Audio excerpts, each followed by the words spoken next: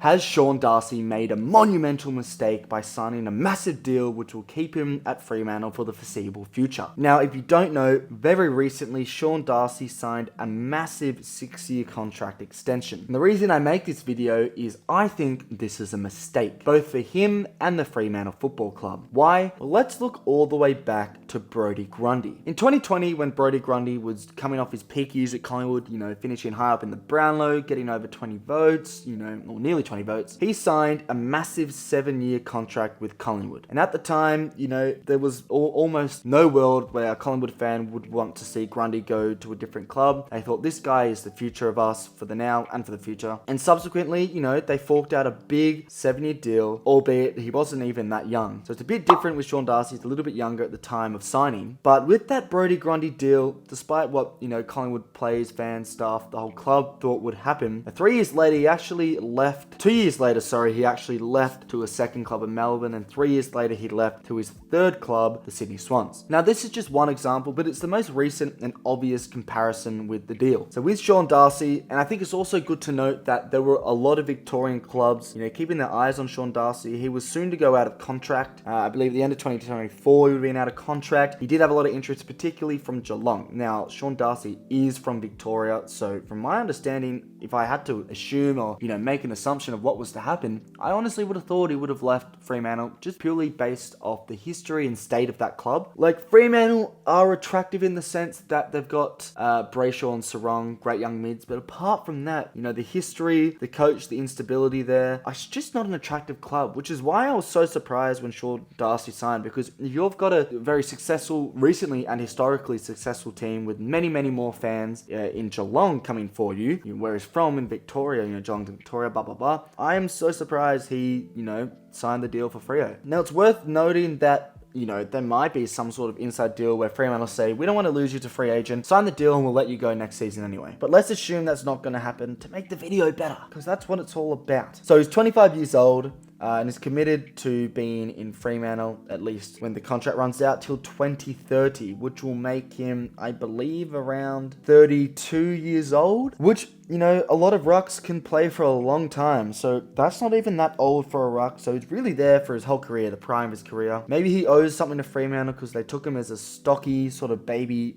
puppy fat player and have turned him into one of the best players, one of the best rucks, in the comp. But Fremantle, in 2023, they missed the finals. In 2024, I don't think they're making the finals. Their coach, Justin Longmuir, looks most likely to be sacked alongside Adam Simpson, so there's instability at the club. Fremantle don't have an amazing list, so why has he signed the deal? He must have been given a lot of money. I'm not sure if we're able to find how much money, but this is the problem for Fremantle as well. With Collingwood, there were so many complications with contracts and salary caps because of the deal they gave to Grundy, as well as Darcy Moore and Jordan De Goey. And Adam Treloar as well, So, the financial state they found them in, they had to ship off Adam Treloar to the Dogs, and they still paid some of his contract. And the same with Brody Grundy going to Melbourne, they still paid some of it. It was a massive mistake of Collingwood to sign a ruck for such a big amount for so long. And you might be thinking, well, if Sean Darcy is going to be the best ruck for the next 5 years, or at least top 3 for the next 5 to 7 years, why not? But the thing you have to remember is rucks are disposable. You don't need a good ruck to win the flag. Let's look at recent teams, let's say from, 2016,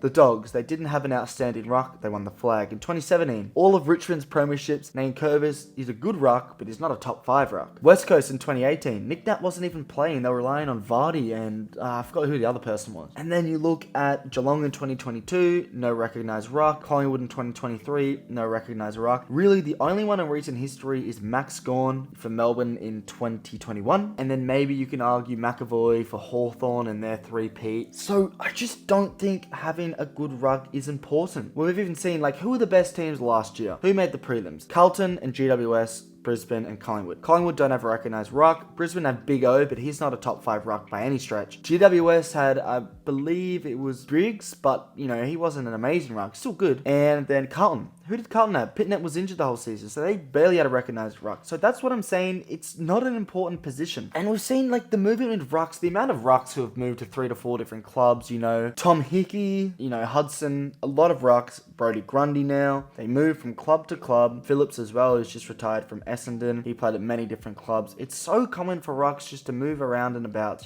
Braden Preuss is a little example as well. So I think for Fremantle's sake, it's a massive risk as well. Now, if Fremantle find themselves needing to pay massive wages to Sarong and Brayshaw to keep them at the club, they've got a couple other good young talents there. They're going to struggle with that salary cap, and if they're going to let anyone go, it's Sean Darcy. Because like I said, ruck's just a disposable. Luke Jackson, I think, might be someone they want to keep more than Darcy. It's another complex thing because, they have now two of the arguably the best 10 rucks in the comp, Jackson and Darcy. Obviously, if you're forced to sign him because he's going to be a free agent, you're going to get nothing for him, you're going to get niche, then I understand that. But 7 years, probably at a really high cost, I'm just not sold on the deal. And I honestly think it's really dangerous for Fremantle and for Sean Darcy, because Darcy, who knows if he's going to get any trophy now, any silverware. And for Fremantle, if you're putting all your money in this, you can't sign the other players that are more important in more important positions to winning something. So that's why I have a problem with it. If you mirror the deal with Brody Grundy, we've seen how bad it's gone. Collingwood did revive themselves. They recovered, but it's lucky. And I'm surprised it happened,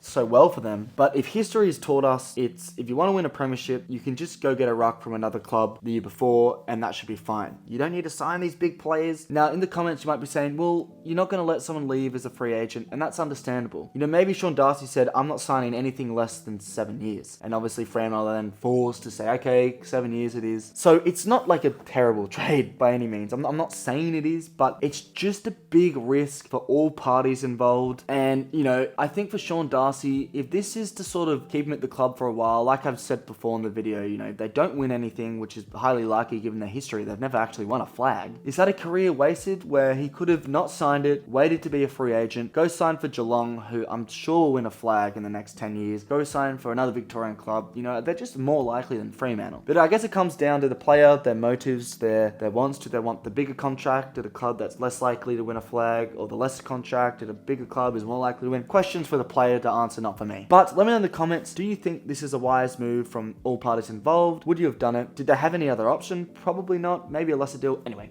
let me know in the comments. I follow the TikTok FTFooty. Like, subscribe, all that good stuff. Thank you very much for watching, and I'll be seeing you in another video.